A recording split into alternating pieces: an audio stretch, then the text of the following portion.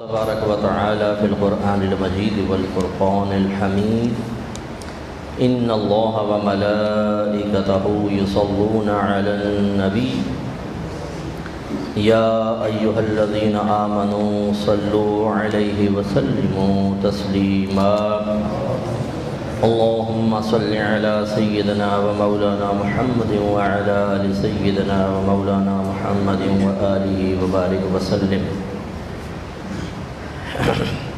آپ کی خدمت میں سورہ آل عمران کی کچھ آیات ذکر کی تھیں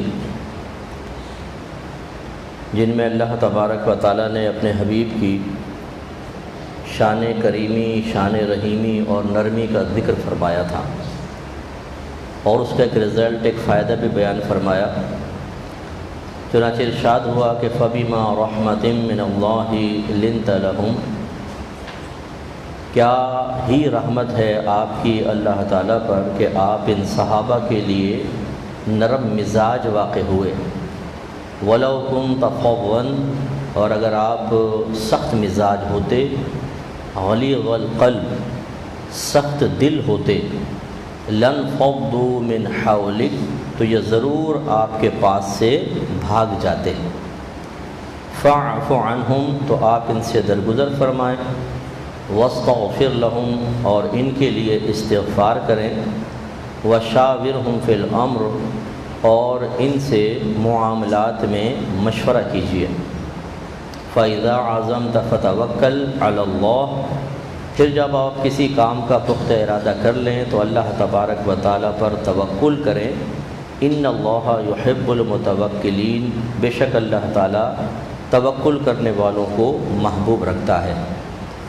جس میں آپ کو بتایا تھا کہ نبی کریم صلی اللہ علیہ وسلم کبھی اپنی ذات کی خاطر جلال میں تشریف نہیں لائے۔ ایسا نہیں ہوا کہ ہمیشہ کوئی سخت مزاجی آپ پر غالب رہی ہو۔ جو آپ کی اصل کیفیت اور حالت تھی وہ نرمی والی تھی، عفو والی تھی، درگزر والی تھی، لیکن عارضی کیفیات ضرور اس کے برعکس آپ پر طاری رہی ہیں یا آپ نے اختیار فرمائی ہیں اللہ کے لیے، یعنی مجرمین کے لیے، کفار کے لیے، مشرکین کے لیے، اللہ کے نافرمانوں کے لیے آپ سخت مزاج بھی ہوئے ہیں، آپ نے سخت رویہ بھی اختیار کیا ہے، اور اجرائے حد کے سلسلے میں، یعنی شرعی سزاؤں کو جاری کرنے کے سلسلے میں آپ نے کسی رحمت کا مظاہرہ نہیں کیا ہے، یعنی نرمی کا مظاہرہ نہیں ہے، کیونکہ یہی مطلوب شرع ہے۔ اگر آپ اپنے ملک سے کرپشن کو ختم کرنا چاہتے ہیں تو اپنے قانون میں ترمیم کرنا لازم ہے۔ ہمارا قانون ہی مجرم کو پروٹیکشن فراہم کرتا ہے۔ ایک چیز واضح طور پر خطا ہے، گناہ ہے، لیکن آپ کے قانون میں ایسی شقیں موجود ہیں کہ آپ مجرم کو سامنے دیکھنے کے باوجود اس کو پکڑ نہیں سکتے، کیونکہ پہلے آپ کو وہ قانونی تقاضے پورے کرنے پڑیں گے، اور وہ قانونی تقاضے پورے نہیں ہوں گے، لہذا مجرم نہیں پکڑا جائے گا۔ آپ کے سامنے قتل کرے گا لیکن آپ اسے پکڑ نہیں سکتے۔ ایسی قانونی پیچیدگیاں خود ہمارے قانون میں موجود ہیں، اور کوئی سن رہا ہو تو ناراض نہ ہو، بڑی معذرت کے ساتھ، کہ یہ قانونی پیچیدگیاں یا راہ فرار کے طریقے خود وکلاء بتاتے ہیں، خود قانون سے وابستہ لوگ بتاتے ہیں، اسی لیے مجرم پکڑا ہی نہیں جاتا ہے۔ مجرم پکڑا جاتا ہے، وہ کہتا ہے پیسے لو وکیل صاحب مجھے بتاؤ مجھے بچنا کیسے۔ اگر زیادہ پاورفل ہوتا ہے تو وہ کہتا ہے کہ یہ بتاؤ مجھے بچنا کیسے، اور جس نے مجھ پہ کیس کیا اس کو پھنسانا کیسے۔ وکیل کہتا ہے فکر نہ کرے سارے کام ہو جائیں گے۔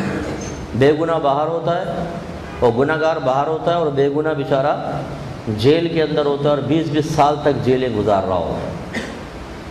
تو خلاصہ کلام یہ ہے کہ ہمارے قانون میں سقم ہے، ورنہ چائنا میں آپ دیکھیں، جہاں تک میں نے سنا ہے کہ انہوں نے مختلف سزاؤں پر، مختلف گناہوں پر سزائے موت کا سلسلہ شروع کر دیا، کتنوں کو پھانسی چڑھا دیا۔ کرپشن رک گئے، ڈر گئے سارے کے سارے، نہیں بھئی ایسا ہوگا ویسا ہوگا، تو وہ گھبرا کر رک گئے۔ ہمارے یہاں پہ اسٹریٹ کرائم کیوں نہیں ختم ہوتے؟ اس لیے ختم نہیں ہوتے کہ پکڑے جانے والے کو یقین ہے کچھ عرصے اندر رہوں گا، باہر نکل آؤں گا، ضمانت پر بھی ہو سکتا ہے، یا زیادہ سے زیادہ 6 مہینے کی سزا ہو جائے گی، 7 مہینے کی ہو جائے گی، اب وہ گن پوائنٹ پر خوف پیدا کر رہا ہے دل میں لوگوں کے، ان کے چہروں کو زرد کر رہا ہے، کتنے لوگ بیچارے کانپتے ہیں، کافی عرصے تک اس صدمے سے باہر نہیں آ پاتے۔ غریب آدمی، کل بھی میں وہ ایک فوٹیج دیکھ رہا تھا، وہ رکشے میں کوئی خواتین بیٹھی ہوئی تھی، اسکوٹر والا آیا، اس نے گن پوائنٹ پہ ان کے ہاتھوں سے سب کچھ اتروایا، کانوں سے، پھر وہ پرس سے لیا اور نکل گیا۔ اب ان کے لیے تو بڑی معمولی بات ہے، کسی کے بالیاں اتروا لو، کسی کے یہ، لیکن اس غریب پر کیا گزری ہے ذرا اس سے تو معلوم کرو۔ جس کے پاس تھوڑا سا سرمایہ ہو، آپ لے گئے تو اس کا کتنی دل آزاری ہوتی ہے۔ پھر اگر وہ بہو ہے تو کس طریقے سے وہ گھر کے اندر فیس کرے گی۔ کسی کے پاس امانت تھی، تم لے گئے، تو وہ امانت والا دوسرے والے کو کیسے فیس کرے گا؟ اتنے ظالم، اتنے بے درد، اور ان کے لیے سزا کیا ہے؟ یہ 3 مہینے کی سزا، 6 مہینے کی سزا۔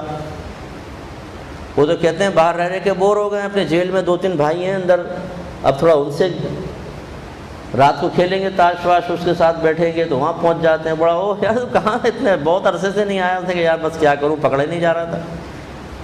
اب یہ تو نہیں کہ میں اپنے ہاتھ میں ہتھکڑی لگا دوں، اب پکڑا گیا چلو تھوڑے عرصے تمہارے ساتھ رہ لیں گے، کوئی ان کو پرابلم نہیں، اندر مزے ہیں، سب کچھ ہیں۔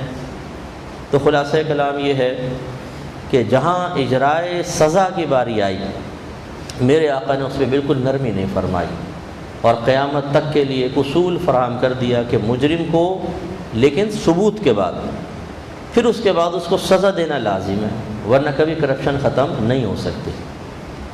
اور ثبوت کے لیے بھی یہ برٹش لاء کافی نہیں ہے، یہ تو بہت لمبا کیس لے کے چلتا ہے، 20-20 سال تک، 25-25 سال تک آپ کو پتہ ہے کیسز چلتے ہیں، 25-25 سال، 2-2 مہینے کے بعد تاریخیں رکھی جاتی ہیں۔ جب آپ پہنچیں گے جج کے پاس، دوسرا فریق کہے گا جی آج میری تیاری نہیں ہے، اگلی ڈیٹ دے دیں، پھر ایک دے دیں گے 2 مہینے بعد کی ڈیٹ، پھر انتظار۔ جو اگر جوڈیشنل کسٹڈی کے اندر ہے، وہاں سے وہ آ رہا ہے، یعنی پہلے پکڑ لیا، اس کی ضمانت نہیں ہوئی، جیل میں ڈال دیں گے، جیل سے آئے گا وہ عدالت کے اندر، ہتھکڑی ہاتھ میں لگی ہوگی، موبائل میں بیٹھا ہوا ہے۔ اگر کوئی شریف آدمی ہے تو بیچارہ اس کے لیے تو وہاں پر اس حالت میں آنا ہی بڑا مسئلہ ہے، اور 2 مہینے 3 مہینے پھر آگے چلتا رہتا، سال 2 سال اور کئی۔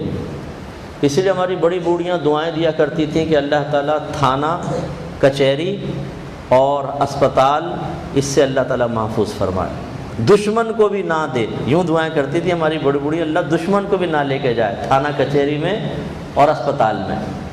تو وہ اس سے ہی دعائیں دیتی تھی کہ وہاں اگر دشمن بھی پہنچ جائے گا تو بیچارہ اس کی دشمنی ختم ہوگی، وہ بھی آپ کا دوستی بن جائے گا، پھر آپ کو اس پر رحم آئے گا، یار خواہ اس کو پکڑوا دیے، بیچارے کی حالت خراب ہو گئی۔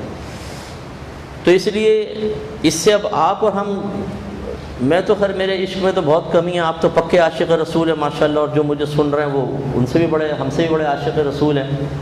تو عشق رسول کا تقاضا تو یہ ہے کہ جو اللہ کے نبی نے کیا ہمیں وہ اپنانا چاہیے، کیونکہ محبوب کی ادا اپناتے ہیں، عاشق تو اپنے معشوق کی چیزیں اپناتا ہے، اس کی پسند کو اپنے اوپر نافذ کرتا ہے۔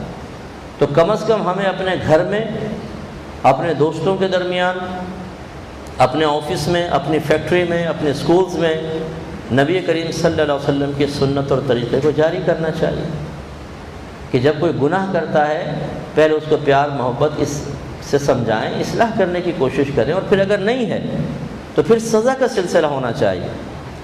پھر کوئی کتنا ہی قریبی کیوں نہ ہو، یہ کہہ کر نظر انداز کر دینا، چھوڑو یار اپنا دوست اپنا یار ہے، چھوڑو یار اپنا قریبی آدمی ہے، چھوڑو یار اپنا قریبی رشتہ دار، یہ کیا بات ہے؟ اسی نے ہمارے گھروں کو اور خاندانوں کو تباہ کر دیا۔ ہم ایک تو دیکھیں ہوتا ہے کہ سزا کا اختیار، اگر آپ اپر لیول پر ہیں، کوئی آپ کا ماتحت ہے تو آپ سزا دے سکتے ہیں اس کو۔ ایک ہوتا ہے کہ سزا کا اختیار نہیں ہوتا، مثلا آپ کے کزن نے گناہ کیا ہے، اب آپ اس کو سزا نہیں دے سکتے قانوناً یا شرعاً، کیونکہ آپ اس کے اوپر نہیں ہیں، آپ کو اس بات کا مکلف نہیں بنایا۔ تو شریعت نے ہم پر ایک اور چیز لازم کی ہے کہ اگر آپ سزا دے سکتے ہو شرعی لحاظ سے تو سزا کا اجرا ہوگا۔ اسٹیپ یہی ہے کہ پہلے پیار محبت سے سمجھائیں گے، لیکن کوئی نہیں مانتا تو اب سختی ہے، پھر سزا ہے۔ لیکن اگر آپ کا ماتحت نہیں ہے تو سوشل بیکورڈ ہے۔ اسی طرح آپ کا کوئی ماتحت ہے لیکن کہنا نہیں مانتا ہے بالکل، تو اس کا سوشل بیکورڈ کرنا لازم ہے۔ سوشل بیکورڈ کا مطلب کیا ہے؟ آپ اس سے بات چیت ترک کر دیں، اگر وہ سلام کرے سلام کا جواب بھی نہ دیں، اس سے میل جول ترک کر دیں، بالکل نہ ملے، اپنی خوشی غمی میں اس کو نہ بلائیں اور اس کی خوشی غمی میں آپ وہاں نہ جائیں۔ مثال کے طور پر کوئی آپ کا ریلیٹیو ہے، اس نے 3 طلاقیں دیں، اور آپ کسی سے بھی فتویٰ لے کر اپنی بیوی کو گھر میں رکھا ہوا ہے 3 طلاق کے بعد بغیر حلالہ کے۔ اب اس پر تمام صحابہ متفق ہیں، جمہور صحابہ اسی پر ہیں، ائمہ 4، امام اعظم، امام شافعی، امام مالک، امام احمد بن حنبل، اور 1500 سال کے جتنے بڑے فقہا کو اٹھا لیں، سب بالاتفاق یہی کہتے ہیں کہ ایک وقت کی 3 طلاقیں 3 ہوتی ہیں۔ اصول بھی یہ ہے کہ جب جمہور ایک طرف ہو تو گمراہی کبھی جمہور کے ساتھ نہیں ہوگی، میجورٹی کے ساتھ نہیں ہو سکتی، مینورٹی کے ساتھ ہو سکتی، جبکہ اس میجورٹی کے اندر ایسے نہیں کہ جاہل جمع ہو گئے، بڑے بڑے فقیہ، بڑے بڑے عالم، اور جو مینورٹی ہے میں دعویٰ کرتا ہوں، کوئی آ کے چیلنج کر کے بتا، یہ جب تک ہمارے جمہور کی کتابیں نہ پڑھ دیں ان کو علم نہیں آ سکتا۔ میں شرطیہ کہتا ہوں کیونکہ میں اس فیلڈ کا آدمی ہوں نا۔ اگر ایسا ہی ہے تو آؤ پھر بیٹھے سامنے، ہم قرآن و حدیث تمہارے سامنے رکھتے ہیں، ڈائریکٹ قرآن و حدیث سے نکال کے بتاؤ مسئلہ۔ تم تو دعویٰ یہی کرتے ہو نا کہ ہم بس قرآن پکڑو اور حدیث پکڑو، یہ کیا فقہ کیا ہے؟ کہتے ہیں فقہ کیا ہے؟ فقہ وہ ہے جس نے تمہیں علم سکھایا ہے، فقہ وہ ہے جس نے تمہیں کھڑا ہونا سکھایا ہے، فقہ وہ ہے جس نے تمہیں بولنا سکھایا ہے، فقہ وہ ہے جس نے تمہیں قرآن و حدیث سمجھنا سکھایا ہے۔ ہمارے اکابرین کا صدقہ ہے، ان کی کتابیں اگر نہ پڑھتے تم یہاں تک پہنچ ہی نہیں پاتے، ان کی کتابوں کے صدقے پہنچے ہو یہاں تک، اور پھر وہاں تک پہنچنے کے بعد انہی کو کہتے ہو یہ مشرک تھے، کافر تھے، جہنمی تھے، بدعتی تھے، یہ فقہ کیا ہے؟ فقہ کچھ بھی نہیں ہے جی۔ تو خلاصہ کلام یہ ہے کہ سب اس پر جب متفق ہیں کہ 3 طلاقیں ایک وقت کی 3 ہی ہوتی ہیں، تو اس کا مطلب ہے بیوی ہو گئی اجنبیہ، جب تک حلالہ نہیں ہوگا ساتھ نہیں رکھ سکتے، لیکن کسی سے بھی فتویٰ لے کر ساتھ رکھنا شروع۔ اب کیا ہے؟ یہ زنا ہو رہا ہے گھر میں، زنا خالص اور حلال سمجھ کر ہو رہا ہے۔ پیدا ہونے والا بچہ ولد الزنا ہوگا، جس کا باپ سے نسب ہی ثابت نہیں ہوگا، بروز قیامت اس کو بغیر باپ سے پکارا جائے گا، ماں کے نام سے، باپ کے نام سے نہیں پکارا جائے گا۔ اور حرام ہو رہا ہے، ٹچ کرنا حرام، دیکھنا حرام، ساتھ سونا حرام، رات دن حرام۔ تو اب بقیہ رشتہ داروں پر کیا واجب ہے؟ اگر سختی کر سکتے ہیں، جیسے ماں باپ ہیں، دادا دادی ہیں، نانا نانی ہیں، یا بھائی ہیں لڑکی کے، وہ سختی کریں کہ نہیں یہ حرام کام نہیں کرنے دیں گے تمہیں، علیحدہ ڈا پہلے حلالہ کرو۔ کیا تم نے طوائفوں کو برا کیوں کہتے ہو؟ وہ پیسے لے کے کر رہی ہیں اور تم بغیر پیسوں کے حلال سمجھ کے کر رہے ہو، یہ کیا تم نے گند کر رکھا ہے خاندان میں؟ دوسری بچیاں بھی دیکھیں گی، وہ بھی اسی طرح کی روش اختیار کریں گی۔ لیکن ہم نے دیکھا ہے ایسا نہیں ہوتا۔ بعض اوقات تو حیا سے خالی بھائی اور ماں باپ لڑکی کو کہتے ہیں کہ بس تم چلی جاؤ، ٹھیک ہے رہو ساتھ، کوئی مسئلہ نہیں ہے۔ یہ مولوی تو ایسے ہی کہتے رہتے۔ یعنی کس قدر بے حیائی ہے کہ اپنی بیٹی کو زنا پہ آپ پیش کر رہے ہیں۔ شرم کرو، ڈوب مرو، بروز قیامت تم کن لوگوں کے ساتھ اٹھائے جاؤ گے، ذرا معلوم کر لو شرعی لحاظ سے۔ خصوصاً پھر میں بار بار کہتا ہوں، ہر باہر والا برا نہیں، لیکن بہت برے ہیں باہر والے، کیونکہ ان کو تکبر ہے، غرور ہے کہ ہم امریکہ میں رہتے ہیں، ہم یو کے میں رہتے ہیں، ہم اٹلی میں رہتے ہیں، ہم جرمنی میں رہتے ہیں، ہم جاپان میں رہتے ہیں صاحب۔ تو اس کا مطلب ہے کہ جیسے پاکستانی ہمارے سامنے مروب ہو کر اور پھیکے رنگوں کے ساتھ اور کانپتے ہوئے اور ہماری خدمتیں کرتے نظر آتے ہیں، معاذ اللہ شریعت بھی ہمارے سامنے ایسی ہو گئی ہے۔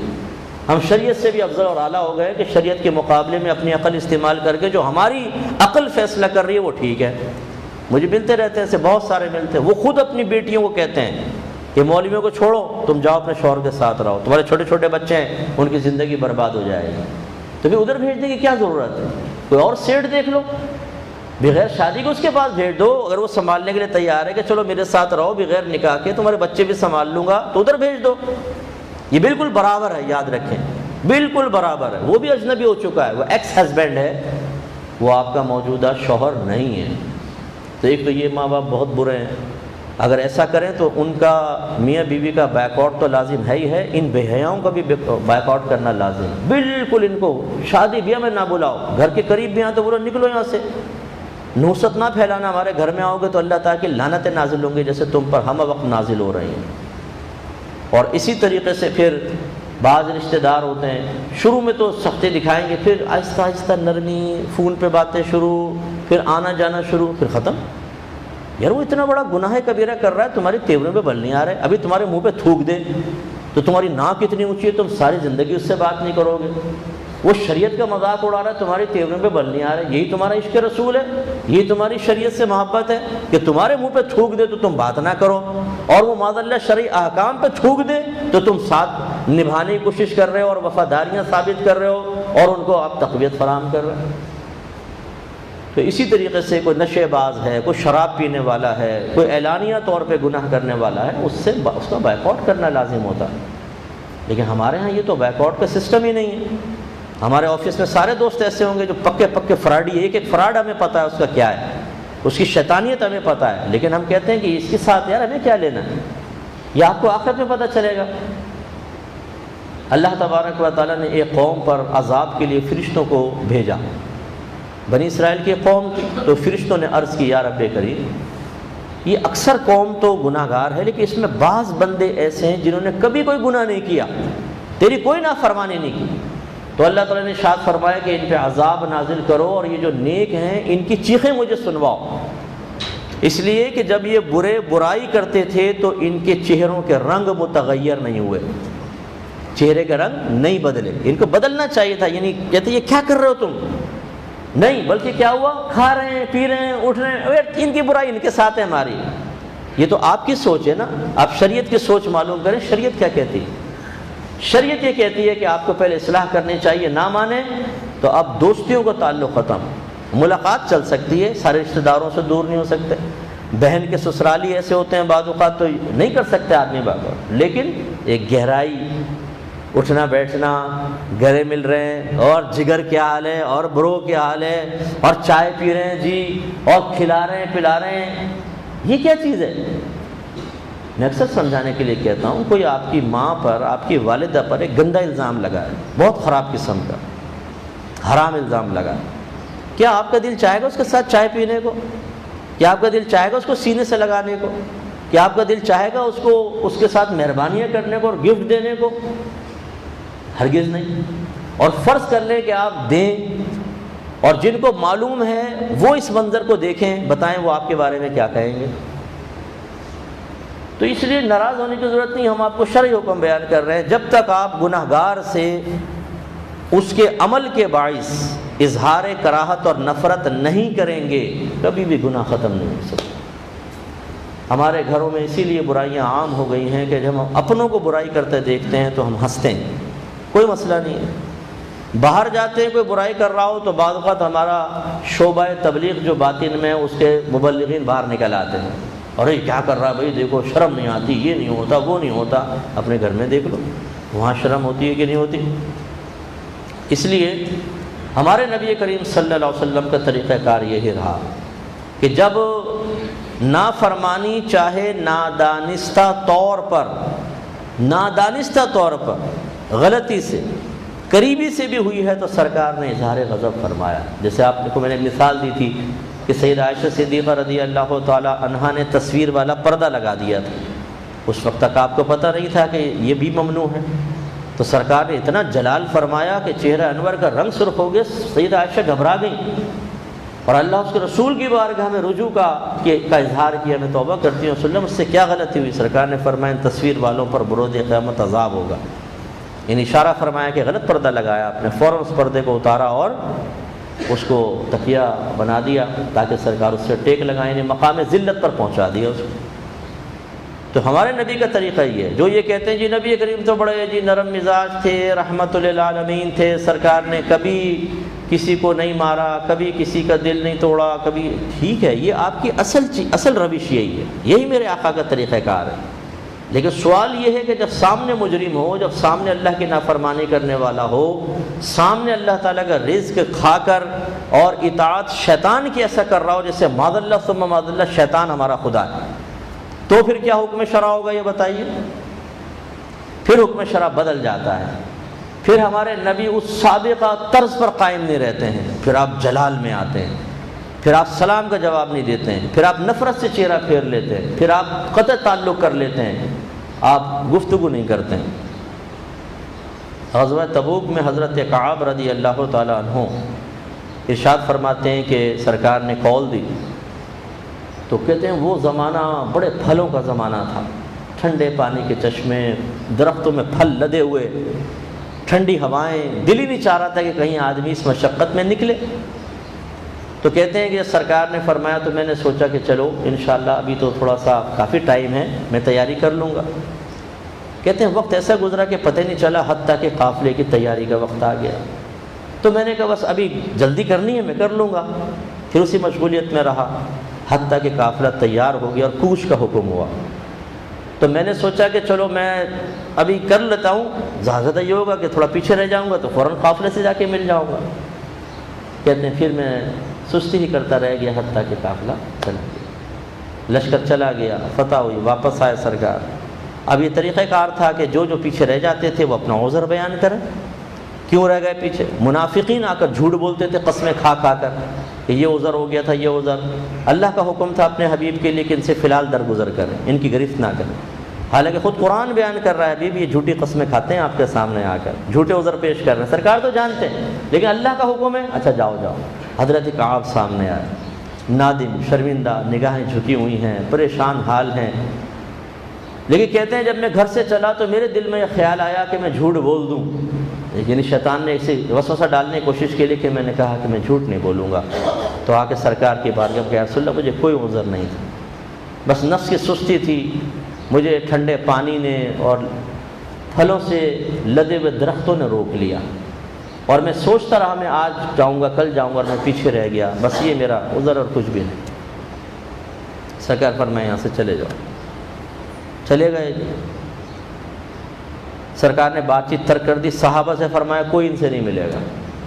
صحابہ نے بیک آؤٹ کر دیا، سوشل بیک آؤٹ۔ حضرت کعب کہتے ہیں کہ میں باہر نکلتا تھا، ایسے جان پہچان والے لوگ جو صحابہ تھے سب مل کر بیٹھنے والے، جب میں گزرتا منہ پھیر لیتے، سلام کرتا کوئی جواب نہ دیتا۔ کہتے ہیں دنیا وسعت کے باوجود مجھ پر تنگ ہو گئی، میں بڑا پریشان۔ کچھ عرصے بعد سرکار نے میری زوجہ کو پیغام بھیجا، اپنے میکے چلی جاؤ، ان کو چھوڑ دو۔ تو میں نے پوچھوایا رسول اللہ کیا میں طلاق دے دوں؟ سرکار نے فرمایا طلاق نہیں، بیوی کو بھی علیحدہ کر دیا، بالکل تنہا کیا، 50 راتیں تنہا کر کے رکھا، 50 راتیں۔ اور اس دوران ایک ظالم بادشاہ تھا کافر، اس نے پیغام بھیجوایا کہ سنا ہے کہ محمد نے تمہارے ساتھ بڑے ناانصافی کی ہے اور تمہیں علیحدہ کر دیا، اگر چاہو تو ہمارے ساتھ ملو، ہم تمہیں منصب دیں گے۔ اگر آپ بھاگ جائیں یہاں سے، میرے حبیب نے اگر کچھ کیا ہے تو یقیناً میری اصلاح کے لیے۔ نہیں گئے، حتیٰ کہ جب 50 راتیں کمپلیٹ ہوئیں، اور وہ راتیں کیسے گزری ہوں گی آپ سوچیں۔ ہم کسی قریبی دوست سے 2-3 دن نہیں ملتے، جیسے بخار چڑھ گیا، اس کے بعد جب ملتے تو ایسے ملتے تھے سالوں کے بچھڑے ہوئے نا، وہ ملیں گے کافی دیر تک ملتے ہوئے یار۔ بخار نے تو بڑی جدائی پیدا کی، کتنے دن کی؟ 3 دن کی۔ اور وہ فراڈیا ہوتا ہے سامنے والا، میں پتہ ہے کہ اگر میں آج اس سے قرضہ مانگ لوں یا کہوں چائے وائے پلا دے تو بھاگ جائے گا، ایسا فراڈیا مطلبی قسم کی، پھر بھی ایسی محبت۔ اب خود سوچئے کہ جس کو سرکار سے محبت ہو اور 50 راتیں گزر جائیں، اس کی قلبی کیفیت کا عالم کیا ہوگا، اس کی فیلنگز کیا ہوں گی، اس کے ذہنی دباؤ کا عالم کیا ہوگا، اس کے صدمے کا عالم کیا ہوگا۔ اور یہ بھی نہیں کہ چلو 50 دن کے بعد تمہیں آزادی مل جائے گی، اور ہو سکتا ہے اور سخت حکم آ جائے۔ پہلے سرکار نے بات چھوڑی، صحابہ نے چھوڑی، بیوی چھوڑ کر چلی گئی، اکیلے گھر کے اندر ہے، باہر نکلتے کوئی بات نہیں کرتا، ہو سکتا ہے اور سخت حکم آ جائے، تو کس قدر ذہنی دباؤ میں رہے ہوں گے۔ اس کے بعد جب کہتے ہیں جب میں پہنچتا تھا سرکار کے پاس تو میں سر جھکا کے بیٹھ کے جب یوں دیکھتا تو سرکار مجھے ٹنٹڑی آنکھوں سے دیکھ رہے ہوتے تھے۔ ہے تو سرکار نہ رحمت للعالمین ہے، لیکن اللہ کا حکم بھی پورا کرنا۔ تو پھر وہ 50 راتیں جب پوری ہوئیں تو برات کا حکم نازل ہوا، آپ کی معافی کا حکم نازل ہوا، تو سرکار نے نعرہ تکبیر بلند فرمایا اور بلوا کے فرمایا کہ اللہ تعالیٰ نے تمہاری توبہ کو قبول کر لیا۔ سوشل بیک آؤٹ، 50 راتوں کا سوشل بیک آؤٹ، 50 دن کا، 50 دن 50 راتیں، اگر ان کو ڈبل کر دیں تو 100 دن 100 راتیں بنتی ہیں۔ جب جیل میں سزا ہوتی ہے کہ 6 سال کی ہے تو رات دن کو الگ الگ دن شمار کر کے ہوتی ہے، تو 3 سال کی سزا ہوتی ہے۔ یہ مثال رکھیں، 6 سال کی سزا ہے تو 3 سال، 5 سال ہے تو اس کا مطلب 2.5 سال کی سزا ہے۔ تو یہ ہمارے مذہب نے ہمیں سکھایا ہے کہ اگر کوئی اس طرح جرم کرتا ہے تو سوشل بیک آؤٹ کرنا ہوگا۔ تو جہاں بامر مجبوری آپ نہیں کر سکتے وہاں آپ کا رویہ پھر وہ دوستانہ نہ رہے، وہ ملائمت والا نہ رہے، وہ اپنائیت والا نہ رہے۔ جیسے آپ ایک آفس میں ہیں، ایک شخص سے غلط کام کرتا ہے، ناجائز کام کرتا ہے، واجب ہے آپ پر کہ یا تو آپ روکیں، نہیں روک سکتے تو کم از کم دل میں برا جانیں، اور اب آپ کے رویے میں تبدیلی آنی چاہیے. یہ نہیں کہ بیٹھ گئے ہو کہاقے لگا رہے ہیں, چائے پی رہے ہیں دونوں بھائی, میں پلاتا ہوں یار تجھے چائے. آپ اللہ کے دشمن کو چائے پلا رہے ہیں. کوئی آپ کے دشمن کو چائے پلائے تو جو آپ کے گھر والوں پہ الزام لگائے, آپ کو مارے پیٹے, پھر آپ دیکھیں کہ آپ کا دوست اسی شخص کو لے کے بیٹھا ہوا ہے, دودھ پتی پلا رہا ہے, سگریٹیں پیش کر رہا ہے, لسیاں پیش کر رہا ہے. کیا کیفیت ہوگی آپ کی؟ کیا آپ اس کو لائک کریں گے؟ اور کیا اس دوست کو اپنی دوستی کے قابل سمجھیں گے؟ لیکن ہم نے اللہ تعالیٰ اور اس کے رسول کے ساتھ الگ رویہ رکھا ہوا ہے. جو ان کے دشمن شیطانوں کی اطاعت کریں, ہم ان کے ساتھ بڑا ملائمت والا, پیار والا, نرمی والا رویہ رکھتے ہیں. ایسا نہیں ہونا چاہیے. تھوڑا سا چینج لائیں اپنے اندر. میں یہ نہیں کہتا ہوں کہ آپ ایک دم روڈلی رویہ اختیار کریں. فرسٹ اسٹیپ تو یہی رکھیں کہ پیار محبت سے بلائیں.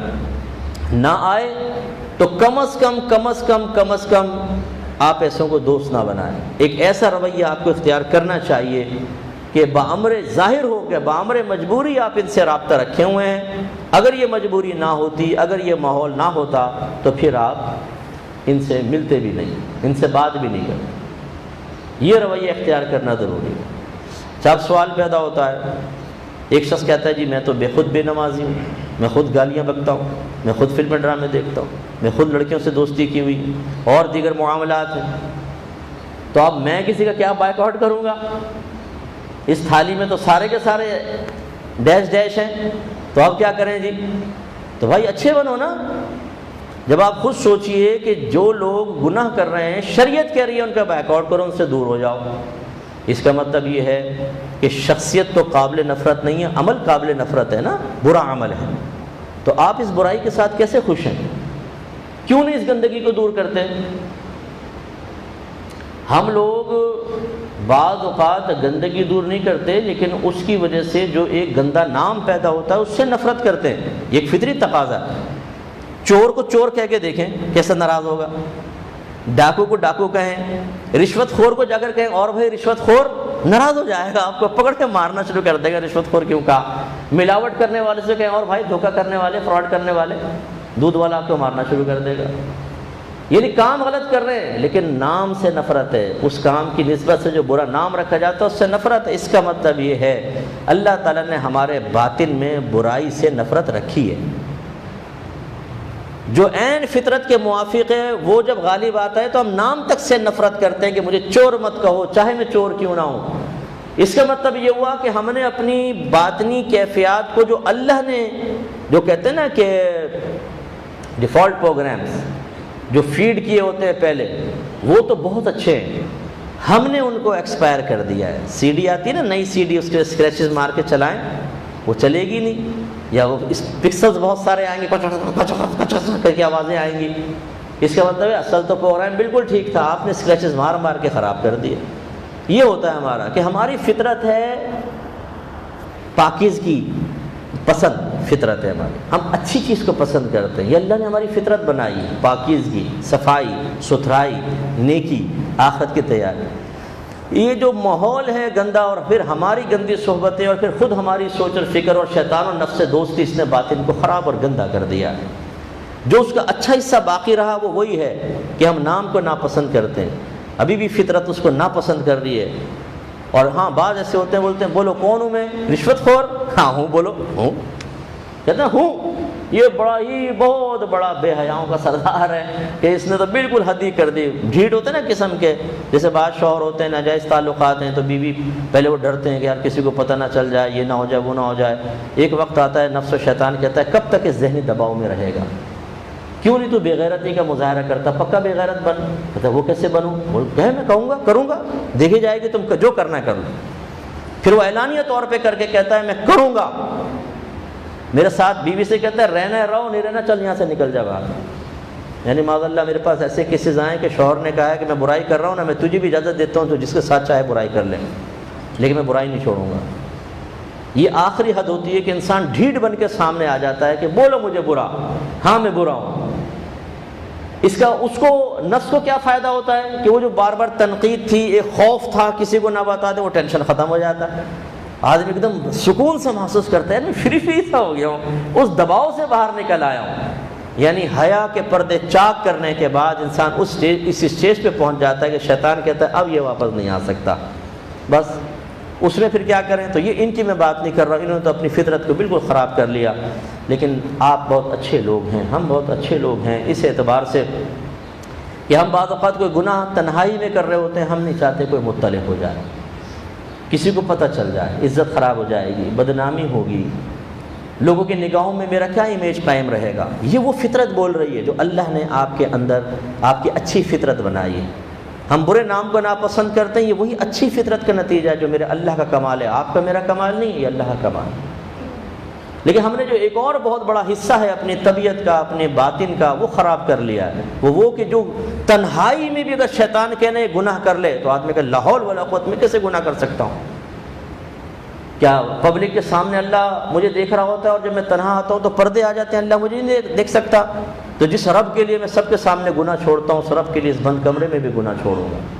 یہ ہے اصل فطرت، یہ ہے ہماری اصل طبیعت، یہ اصل باطن ہے جو اللہ نے مومن کا بنایا ہے۔ اب جتنی اس پر گندگی کی تہیں چڑھتی جاتی ہیں اتنا انسان حیا سے دور ہوتا چلا جاتا ہے، جس کے اسٹیجز میں نے آپ کی خدمت میں ذکر کیے ہیں۔ تو بہرحال خلاصہ کلام یہ ہے کہ یہ بہت امپورٹنٹ چیز ہے کہ ہم اپنے لیے بھی اس چیز کو ناپسند کریں، دوسروں کے لیے بھی ناپسند کریں۔ اصل رویہ نرمی والا ہونا چاہیے، پیار والا ہونا چاہیے، لوگوں کو اپنے قریب کرنے والا ہونا چاہیے، لیکن جب اللہ تعالیٰ کی نافرمانی کا معاملہ آئے تو بالکل جسٹ اپوزٹ ہونا چاہیے۔ اور جسٹ اپوزٹ کرنے میں آپ کو پرابلم محسوس ہو کسی بھی وجہ سے تو پھر ایک درمیانہ رویہ ہے کہ ظاہر میں آپ بالکل بس سطحی قسم کا مل رہے ہیں، باطن سے کوئی میلان نہیں، اور آپ کے ظاہر میں بھی کوئی ملائمت وغیرہ ظاہر نہیں ہونی چاہیے۔ یہ آپ کے لیے ایک امتحان ہے اللہ تبارک و تعالیٰ کا۔ اگر آپ اس بات کو قبول کرتے ہیں ٹھیک، نہیں قبول کرتے تو میدان محشر میں ہو سکتا ہے کہ اللہ تعالیٰ آپ کو سامنے کھڑا کر کے اس پر کویسچن کرے۔ اس لیے کہ ہمارے نبی نے کبھی کسی نافرمان سے تعلق نہیں رکھے، صحابہ کرام نے کسی نافرمان سے تعلق نہیں رکھے ہیں۔ اسی طرح اولیاء اعظام نافرمانوں کو اپنے مجلس محفل میں آنے ضرور دیتے ہیں، ان کو سمجھاتے ہیں پیار سے، ان کو تلقین کرتے ہیں کہ وہ گناہ چھوڑیں، بس اتنا رابطہ تو ان کا رہتا ہے تاکہ یہ ہمارے پاس آ کے گناہ چھوڑ دیں۔ لیکن کسی اللہ کے ولی کو آپ نہیں دیکھیں گے کہ فاسق فاجر کے ساتھ کھانا کھا رہے ہیں، پانی پی رہے ہیں اور تالیوں پہ تالیاں مار رہے ہیں اور ساتھ سے کہہ رہے ہیں آج ہمارے گھر میں سو جاؤ یار، کہاں جاؤ گے، اور دعوتیں چل رہی ہوں۔ نو، کبھی بھی اللہ کے نیک بندے ایسا کرتے ہوئے نظر نہیں آئیں گے۔ تو یہ دوستوں میں، رشتہ داروں میں ہمیں اس چیز کو تلاش کرنا چاہیے۔ اچھا، اب آ جائیں اصل روش کی طرف۔ میرے آقا صلی اللہ علیہ وسلم کا اصل جو رویہ تھا وہ نرمی والا تھا، وہ پیار والا تھا، وہ دوستانہ رویہ تھا، وہ نارمل کیفیات والا تھا۔ اس پر بھی ہمیں غور کرنا چاہیے کہ جہاں اظہار غضب کا حکم ہے وہ تو ہے ہی ہے، اب وہ چھوڑ دیں، اب ایک نارمل حالت ہے۔ اس میں پھر ہمیں اپنے نبی کے طریقے پہ چلنا چاہیے کہ ہمارے لہجے میں نرمی ہو، ہماری گفتگو میں نرمی ہو، ہم کسی کو سمجھائیں تو پیار والے انداز سے سمجھائیں، ہم کسی سے ملیں تو اچھے انداز سے ملیں، ہماری طبیعت اتنی نرم ہو کہ لوگ ہمیں دیکھیں تو پیار ان کے دل میں پیدا ہو، ان کے دل میں خوشی پیدا ہو۔ ایسا نہ ہو کہ کوئی ہمیں دیکھے تو ایک دم رنگ فق ہو جائے، گھبرا جائیں، دل میں ڈر اور خوف پیدا ہو۔ تو بعض ایسے شرری ہوتے ہیں، شرری، معذرت کے ساتھ بعض شوہر بڑے شرری ہوتے ہیں، وہ ہر وقت غصے میں رہیں گے، ہر وقت جب گھر میں داخل ہوں گے بیوی گھبرا جائے گی، شکل دیکھ کے گھبرا جائے گی کہ لگتا ہے کسی نے باہر پیٹا ہے، اب یہ گھر میں آ کے سارا غصہ یہاں اتارے گا، وہاں پٹ کر آیا ہے یہاں پر آ کر پیٹے گا۔ تو گھر میں جیسے ہی وہ گھسیں گے تو منہ بگڑا ہوا، کھانا لاؤ، بن گیا کہ نہیں بن گیا؟ ہاں بن گیا، جلدی لاؤ۔ ذرا دیر ہو کہ کہاں مر گئی ہے، کھانا کہاں گیا؟ اللہ آ رہی ہے، وہ بیچاری کا ہاتھ کانپ رہے ہیں، کھانا گر رہا ہے ادھر سے ادھر، وہ ہاتھ کانپتے ہاتھوں سے لا رہی ہے، اور وہ دل میں خوش ہو رہا، دیکھا میرا روب، دیکھا میرا دبدبا کیسے کانپتی ہے میرے سامنے۔ اور وہ چودھری صاحب کہہ رہے تھے میری بیوی روزانہ مجھے پیٹتی ہے چکلا بیلن سے، میری بہادری دیکھو۔ یہ کیا بہادری ہے یار؟ کسی کی بچی کو ایسے ذہنی ٹینشن میں رکھ کر، کسی کی بچی کو اتنے ذہنی دباؤ میں رکھے کہ اس کے ہاتھ کانپ رہے ہیں، اس کے پیر کانپ رہے ہیں، اس کے دماغ کی رگ پھٹنے والی ہے، تم خوش ہو رہے ہو؟ ایک ایک چیز کا حساب دینا پڑے گا بروز قیامت۔ کسی کو اس طرح ذہنی اذیت دے کر، قلبی اذیت دے کر، اپنی حکمرانی کا بیجا خوف اس کے دل میں پیدا کر کے تم جو حظ نفس حاصل کر رہے ہو اس کی قیمت دینی پڑے گی بروز قیامت، اور بھاری قیمت دینی پڑے گی۔ ایسے اپنے بچوں کو پیار سے سمجھانے کے بجائے چھوٹی چھوٹی بات پہ ادھر آوے دوڑ، ایک پڑا چیخ رہا ہے، کیوں مارا ہے بھائی؟ پانی لانے میں دیر کی ہے۔ نہیں بچے ہیں کھیل رہے تھے ٹھیک ہے لانے میں دیر کر دی، سختی سے کہہ دو کچھ کر دو، ایسی زور سے مارا، بہت بات میں وہ ایسی گھر میں ٹینشن والا ماحول۔ اچھا ایسے لوگ بڑوں کا بھی ادب نہیں کرتے کیوں؟ غصہ غالب رہتا ہے نا، کبھی ماں کو جھاڑ دیا، کبھی باپ کو جھاڑ دیا، کبھی فلاں سے ایسی مسجد میں آئے تو امام صاحب کے گریبان پکڑ لیا، علماء پہ کمنٹس پاس کر رہے ہیں، نیک لوگوں کو برا بھلا کہہ رہے ہیں۔ ایسی بات شرعی آفیسز کے اندر ہوتے ہیں کہ سارے ان کے شر سے کانپتے ہیں، شرارت، کیونکہ جھوٹے ایسے مہا جھوٹے مجھے نظر آئے ہیں بعض تو آفیسز کے اندر کہ وہ باس کو جا کے صاف جھوٹ بول دیں گے، وہ آپ کے بارے میں آپ کو گالی دے رہا تھا ڈیسک پہ بیٹھ ہے، جس کے اوپر الزام لگا وہ کہے گا بھائی میں نے تو کبھی خواب میں بھی نہیں سوچا تھا، جا کے جھوٹ بول دیں گے، ایسے شرعی۔ تو اسی لیے کہا جاتا ہے جھوٹے سے کون جیت سکتا ہے؟ تو ان کی مونت جو شرن ہوتی ہے گھر کے اندر، وہ اگر جھوٹی ہو وہ بھی بڑی خطرناک۔ جا کے شوہر کو جھوٹ بول دے تمہاری امی نے آج تک تماچا مارا ہے، مجھے پتہ ہے صبح ہے تماچا، آج تک ہمیں نہیں مارا، تجھے کیسے مارا؟ یہی تو مسئلہ ہے، مجھے یقین تھا تم اپنی ماں کے بارے میں سنو گے یقین نہیں کرو گے۔ امی میرے شوہر یقین نہیں، ارے ٹھہر جا، وہ جا کے جی ماں پہ برس گیا۔ بھائی غلمٹے، جب تمہیں یقین ہے کہ میری ماں ایسا نہیں کر سکتی تو ماں سے پوچھو۔ اگر ماں انکار کرتی ہے تو تمہارے پاس کوئی ایسی راہ نہیں ہے کہ بیوی کو سچا مان کے ماں کو ڈانٹو۔ لیکن جو اس قسم کے ہوتے ہیں کہ پھر وہ اپنی ماؤں سے بدتمیزی، اور کروانے والی کون ہے؟ یہ شرن۔ تو سخت مزاجی جو ہے، سخت مزاجی، میری بہنیں اگر سن رہی ہوں، بعض ایسی ہوتی ہے جو شوہر کے حق میں بھی بہت ہی سخت مزاج ہوتی ہے، کسی بات کا جواب نرمی سے دیں گی نہیں۔ شوہر کہے گا کپڑے کہاں ہیں؟ الماری میں ہوں گے دیکھ لو۔ ارے بھائی آپ شوہر سے بات کر رہی ہو کہ اپنے نوکر سے بات کر رہی ہو؟ پھر اگر کچھ سمجھا تو بولتے بھائی میرا لہجہ تو ایسا ہی ہے، مجھ سے نہیں ہوتی بناوٹ۔ او ہو، بناوٹ نہیں ہوتی تم سے؟ اگر کوئی یہی جملہ آپ سے کہے اور سخت رویہ رکھے پھر اس کی بھی ایکسیس قبول کرو کہ بھائی ٹھیک ہے بیچارہ یہ بھی وسیلہ ہے، بناوٹ نہیں کر سکتا اس لیے مجھے ایسا ڈانٹا۔ نہیں، آپ سے ہر شخص نرمی سے بات کرے، آپ جھڑک کے بات کریں، آپ ڈانٹ کے بات کریں، آپ عزت اتار دیں بات بات میں شوہر کی۔ وہ بیچارہ بچوں کے سامنے نگاہیں چراتا ہوا کمرے سے بھاگے، بچے کہیں کہ ابا جان بڑے ہی باپ تو بزدل نکلے، باہر تو بڑی بہادری کی باتیں کر رہے تھے۔ وہ کہتا ہے بیٹا یہ ایک ٹارزن ہے جس کے سامنے کچھ نہیں بول سکتا ہوں، باقی سب کے سامنے بہادر۔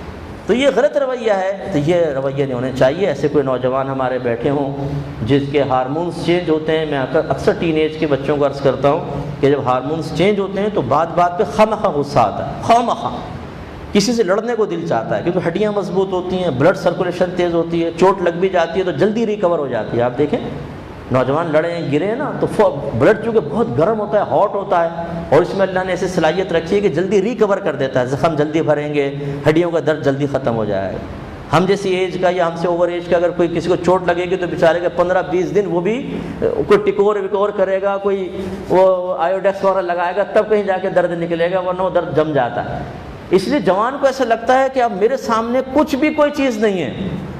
جب یہ یقین ہو جاتا ہے کہ اب میں کچھ ہو چکا ہوں، اور قد بھی تھوڑا اونچا ہو جاتا ہے، وہ دیکھتا اماں یہاں آ گئی ہیں کندھے پہ، تو امی تو چھوٹی ہو گئی ہیں، پہلے تو میں یوں دیکھا کرتا تھا، اب امی مجھے یوں میں امی کو یوں دیکھتا ہوں، اب امی یوں دیکھ رہی ہیں، تو خواہ ایک ایسا احساس، تو پھر اس میں بات بات پر غصہ، چڑچڑاپن، ڈانٹنا، ڈپٹنا، جھڑکنا۔ اور ایسے نوجوان جو اتنا وسیلہ ہو کہ بعض اوقات مائیں کہتی ہیں اس کی شادی کر دو ٹھیک ہو جائے گا۔ ارے شادی کر دو، ماں وہ بیوی آئے گی یا تھانے دار آئے گی، جیلر آئے گی کہ اس کے سامنے ڈر کے ٹھیک ہو جائے گا؟ نتیجہ نکلتا اس کو تو ایک چاہیے کھلونا جس کے اوپر وہ غضب کا اظہار کرے، پھر وہ سب سے رخ ہٹ کر آ جاتا ہے بیوی کی طرف۔ بیچاری رات دن وہ بچی ٹینشن میں ہوتی ہے۔ ایسا کوئی شوہر بیٹھا ہو خدا کے واسطے کہ جو اپنی بیوی کو بات بات پہ ڈانٹتے ہو، آپ مارتے ہیں، آپ گالیاں بکتے ہیں، آپ کمرے میں داخل ہوں تو بیوی سمٹ کے بیچاری کانپتی ہوئی ایک طرف ہو جاتی ہے کہ ہو سکتا ہے مجھ سے کوئی غلطی ہو جائے تو یہ مارنا شروع کر دیں اور گالیاں بکنا شروع کر دیں۔ ایسے خوف کا ماحول مت بنائیں، یہ آپ کے نبی کا طریقہ نہیں ہے، یہ غلط روش ہے۔ آج آپ کے اندر طاقت ہے، آپ غالب ہیں، ہو سکتا ہے کل آپ کا ایکسیڈنٹ ہو جائے، دونوں ٹانگیں ٹوٹ جائیں، ہاتھ ٹوٹ جائیں، اور آپ کا پیشاب بھی بستر پہ نکل رہا ہو، یہی بیوی ہوگی جو آپ کی خدمت کرے گی، یہی ماں ہوگی جس کو آپ آج آنکھیں دکھا رہے ہیں کہ جو آپ کے صفائی کرے گی۔ جب محتاج ہو جاتا ہے نا آدمی، پھر اس کو احساس ہوتا ہے کہ میرے طاقت کے زوم میں آ کے کیا کر دیا تھا۔ ایسا نہ کریں کہ اللہ تعالیٰ آپ کے تکبر کی سزا اس انداز میں دے دے کہ آپ کو کسی کا محتاج کر کے زمین پہ پٹک دے، اور آپ کھانے تک کے لیے اور کسی چیز کو اپنے پاس بلانے کے لیے، اس کو لینے تک کے لیے کسی کے محتاج ہو جائیں اور آوازیں دینے پہ مجبور ہوں، اور اگر رات کے 2:30 بجے آپ کو ضرورت پیش آئے تو کوئی بلانے پر آنے والا بھی نہ ہو تو فجر تک آپ اسی گندگی کے اندر پڑے رہیں۔ اللہ کی بارگاہ میں توبہ کریں، کسی کی بچی کے ساتھ ایسا سلوک مت کریں۔ اور اگر آپ غیر شادی شدہ ہیں تو دیکھیں کہ آپ آفس میں ایسا تو نہیں کہ جس سے بات کرتے ہیں اس کو گالیاں بک دیتے ہیں، مارتے ہیں، پیٹتے ہیں، جھڑکتے ہیں، اپنے نوکروں کے ساتھ یہ رویہ رکھتے ہیں، اپنے کلاس فیلوز کے ساتھ ایسا رکھتے ہیں، اس کو ختم کریں۔ یہ آپ کے نبی کا طریقہ نہیں ہے، ورنہ نتیجہ کیا نکلے گا؟ اللہ نے اپنے نبی سے فرمایا آپ کی نبوت ایک طرف، میرا محبوب ہونا ایک طرف، آپ حاکم اسلام ہیں، آپ بڑے لیڈر ہیں، لیکن سخت مزاج ہوئے لنفضوا من حولک، یہ سب آپ کے پاس سے بھاگ جائیں گے، چھوڑ دیں گے آپ کو، آپ کے تمام اچھے اوصاف پر آپ کی سخت غیری کی برائی غالب آئے گی، نتیجہ نکلے گا یہ آپ کو چھوڑ کر چلے جائیں۔ اس کا مطلب یہ ہوا چھوڑ کر جانا دو طرح ہوتا ہے، بس چند سیکنڈ میں عرض کرتا ہوں، چھوڑ کر جانا دو طرح ہوتا ہے۔ ایک ہے جسمانی لحاظ سے سپریشن، بیوی آپ سے خلا لے لے گی، طلاق لے لے گی، دوست آپ کو چھوڑ کے چلے جائیں گے، آفس سے آپ کو نکال دیا جائے گا، محلے والے آپ کو چھوڑ دیں گے، بہت برا آدمی ہے، بکورا آدمی ہے، تھوڑی تھوڑی بات پہ غصہ کرتا ہے، آپ سے بات کرنا چھوڑ دیں گے۔ ایک یہ ہے جسمانی چھوڑنا، ایک ہوتا ہے قلبی لحاظ سے چھوڑنا۔ بیوی چھوڑ کر نہیں جا رہی لیکن آپ کی عزت نکل گئی ہے، بالکل آپ کا وقار نہیں، اب وہ بس مجبوری میں کہ بچے ہیں میں کہاں جاؤں گی، یہ مجھے میری کفالت کر رہا ہے، وہ چائے بھی بنائے گی، کھانا بنائے گی، استری کرے گی، لیکن آپ کی کوئی محبت اس کے دل میں نہیں رہے گی، کوئی عزت آپ کے دل میں نہیں ہوگی، آپ کے پیٹھ پیچھے وہ آپ کی برائی کرے گی، جب آپ کو کوئی نقصان پہنچے گا اسے وہ صدمہ نہیں ہوگا جو محبت کرنے والے شوہر کو نقصان پہنچنے پر بیوی کو محسوس ہوتا ہے۔ اسی طرح آپ کے ماتحت آپ کے سامنے ڈر کے کھڑے رہیں گے، چھوڑ کر نہیں جائیں گے، لیکن جب آپ کے پیٹھ پیچھے ہوں گے آپ کو گالیاں بکیں گے، منہ بھر بھر کے گالیاں بکیں گے۔ کیا فائدہ ایسی جھوٹی عزت کا؟ اچھی عزت بنائیں، وہ نرمی اور پیار سے ہوتی ہے۔ اللہ تعالیٰ مجھے بھی اور آپ کو بھی عمل پیرا ہونے کی توفیق عطا فرمائے، آمین۔ وآخر